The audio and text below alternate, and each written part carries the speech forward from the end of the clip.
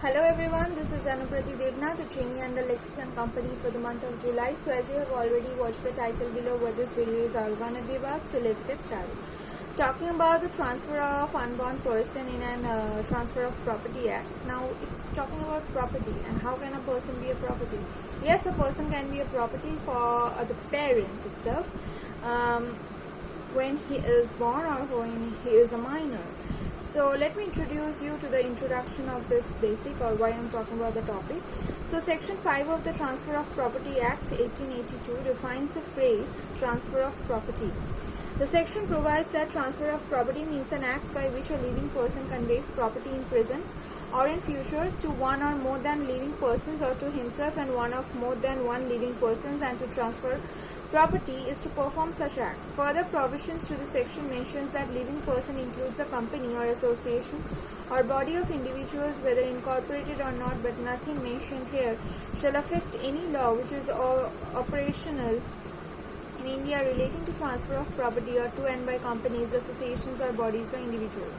So transfer of property, as I told, not only talks about the property or the estates, it talks also about the companies or the bodies, human bodies. These are also incorporated. Why? Because this kind of things are very important or can be seen as a property in the eyes of law, property of value. Thus, bare reading of the above mentioned section helps us understand that the convenience of the property must be from one living person to another living person. When it is said that both the individual must be living, it is implied that that transfer by will does not come within the scope of section 5, as such transfers come into effect only after the death of the person who is executing the will. However, an exception to the section is section 13, which facilitates the transfer of immovable property in favor of an unborn person.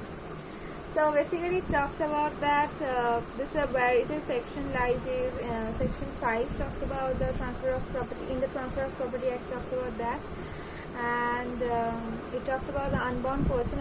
Also unborn persons are equivalent to a property. They are a high value properties. So the provision of Transfer of Property Act 1882 in general do not allow the transfer of property directly to an unborn person. Before discussing the concept further, let us understand the meaning of unborn person in reference to this act. A person who does not have a current existence but has a specific reference to one and who may be born in the future is considered to be an unborn child or person. It's very easy. Even though a child is mother's womb is simply not a person in existence but has been treated as a person under both Hindu law and English law.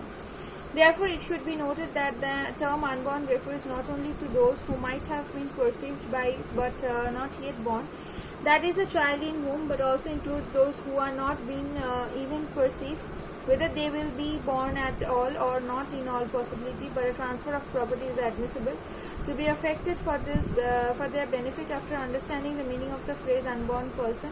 Now let us examine the concept enriched under section 13 of the Transfer of Property Act.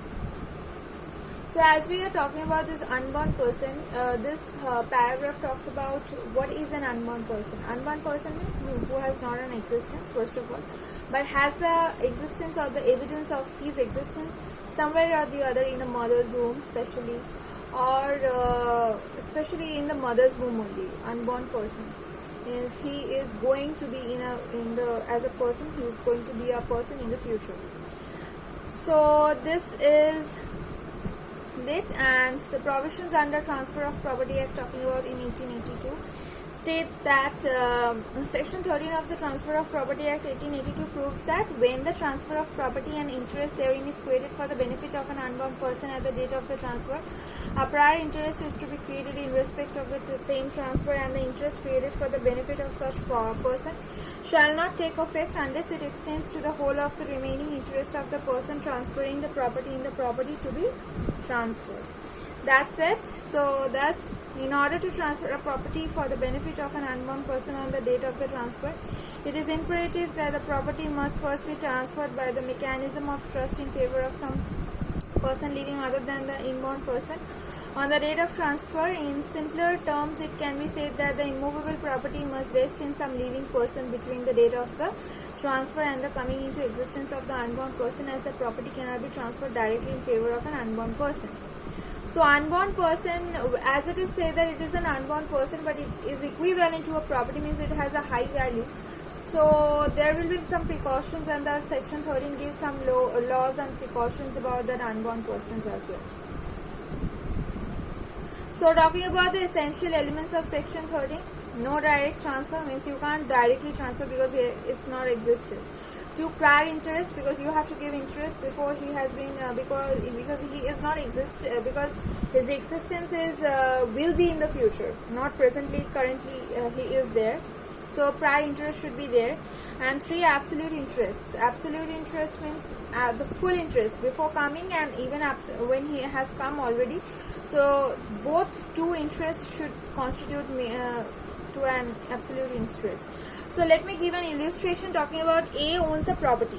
Okay, he transfers it to B in trust for him and his intended wife successively for their lives. After the death of the surveyor, it is to be transferred to the eldest son of the intended marriage for his life, and after his death, it is to be the transfer to A's second child. The interest so created by the benefit of the eldest son does not take effect because it does not extend to the whole of A's remaining interest in the property. So this was it. There is obviously much more things to talk about, but I'll make it short and swift and talk about the important points over here. So thank you and hope you like the video.